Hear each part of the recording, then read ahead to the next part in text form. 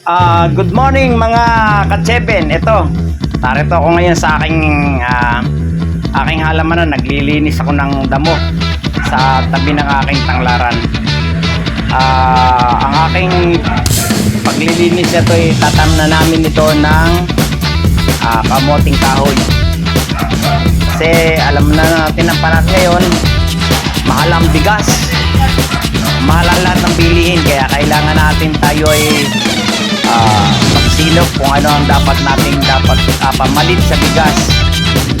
Kung ano man ang dapat natin gagawin, eto, kukuha na kami, nagsisave na kami para sa aming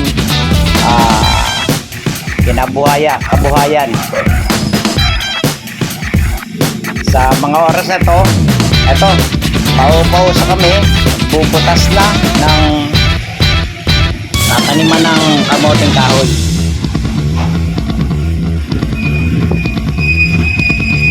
Eto, nakikita nyo yung aking halaman na yan. Yan mga pamatid uhaw, pamatid paglingkas buhay sa ating mga katropa. Pero hindi naman totally kami ganun. Ang akin lang yung tayo pinapakita ko lang na kahit na meron, kailangan tayo ay magsikap at mag-aayos ang ating pamumuhay. Kasi pag hindi natin gagawin ganyan ang ating sarili, aasa na lang tayo sa gobyerno, aasa na lang tayo sa iba, ay hindi maganda. Kaya kailangan ang ating sarili lagi tayong handa. Pagamat kami naman hindi naman totally ganun, masipag lang. Yung kasipagan namin yan ginagawa ko dito, at saka exercise to. Pag ako'y wala dito sa aking shop, eto ako, ayan, nagtatanim. Kaming dalawang mag-asawa nagtatanim, pinapasyalan yung halamanan. Kasi mahirap yung lagi na lang tayong puro bigas. Magkano ang bigas ngayon? Grabe. Hindi naman pwedeng bigas lang, hindi naman pwedeng, kailangan may ulam. Kaya ito yung aming buhay, ito yung aking ginagawa. Pagka kayo wala sa aking shop, ito yung aking libangan. Papawisan ka na, makaka-exercise ka, pero mahirap talaga. Pagdating mo sa gabi, talagang masakit sa katawan. Pangalawa, ay matagal na akong hindi nagaganito. Ginagawa ko to para sa aming buhay, para sa amin lang dalawa. Alam mo yan, mga tanglad na yan. Sa December, preparation yan para sa December.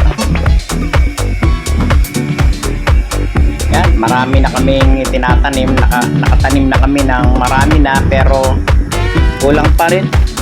Sa mga tao lang dito ang kamote, katulad yung nakaraan yung aking nakaload,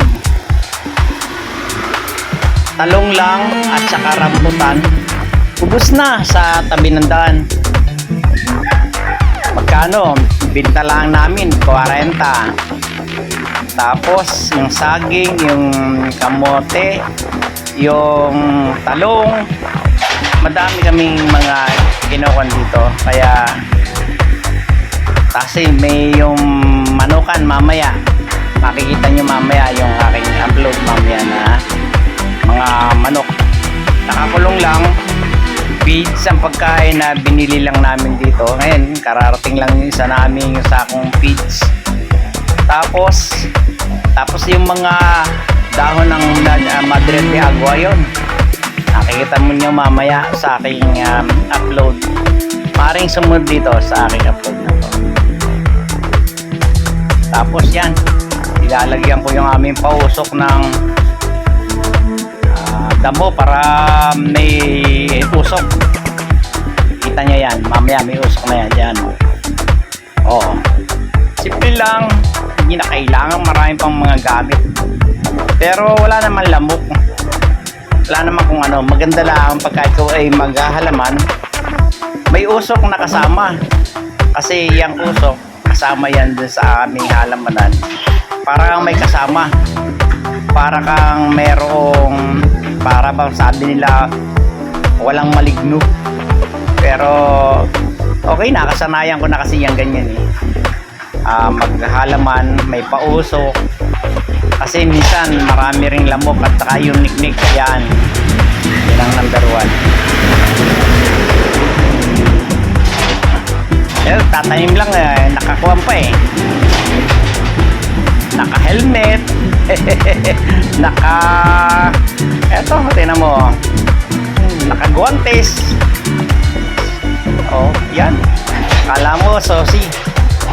Pero kasi kailangan kasi yung kamay ko, kailangan hindi magaspang kasi ako ay nagbabarbero. Ito, once a week, ako pumupunta rito sa aking halamanan. Binibisita ko yung aking mga sagingan, rambutanan, yung mga pang-lumber na kahoy. Ngayon, makikita nyo mamaya yung aking i-upload na Jimelina. Malawak yun. Jimelina na yun. Mahogany. Excuse me, mahogany. Mahogany. Tsaka yung pagtatanim ng talbusan ng kamote. Yan. Yan, sige. Banat ng banat. Eto. Walang magawa. Walang magawa yan ha. Walang magawa pero gawa ng gawa. Yan ang usok na yan. Yan ang kinuha namin na para malayo sa anumang mga espiritong hindi natin nakikita. Ang palayas yan ng mga ganon, ng mga isang bagay yan ha. Saka maganda yan sa halaman. Yang usok na yan, yung oxygen na yan, bali nasasagap yan ng halaman.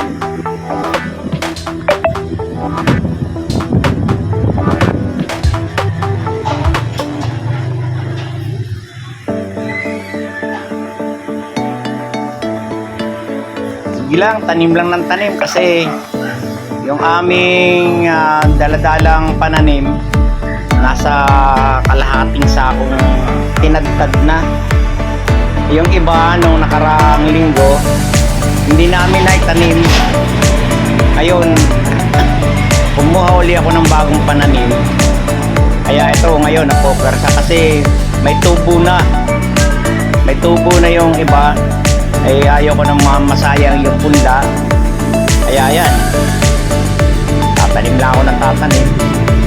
Pero hindi talagang ganyan ang tunay na pagtatanim ng kamote. Kasi yan, pangkuan lang yan eh. Pang pamilya, pambahay lang yan.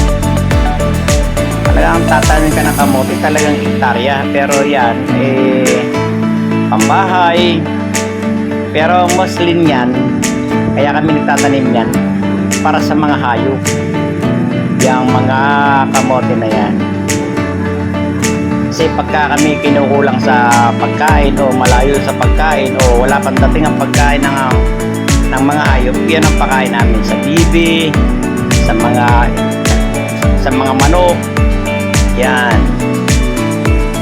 Kaya minsan kaysa ma-delay ang pagkain ng hayop, bubunot ka na lang yan, tatagtarin mo, tapos papatoka mo.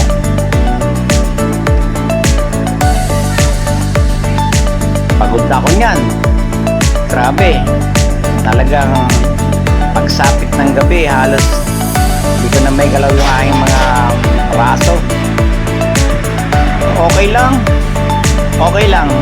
Kasi yung okay na yun, nakakatulong yan. Exercise yan. Maya-maya, medyo nahihirapan na. Yan. Nakatingin na ako kung anong dapat gawin, pero talagang sige lang, walang problema yan.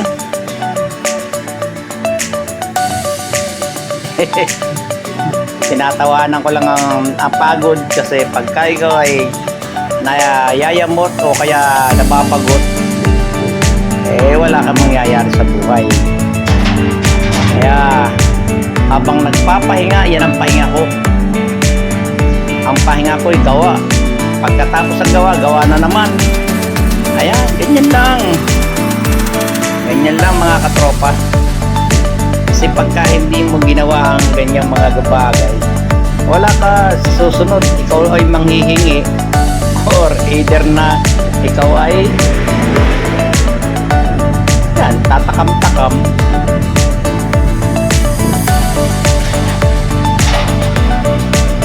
Simple lang naman yan pagtatanim. Ganyan lang, pero may kalaban din kami dito. Siyempre yung mga daga, yan, tsaka yung tao. Hanggang dito na lang mga katseben, at abangan nyo yung aking next upload. Bye bye.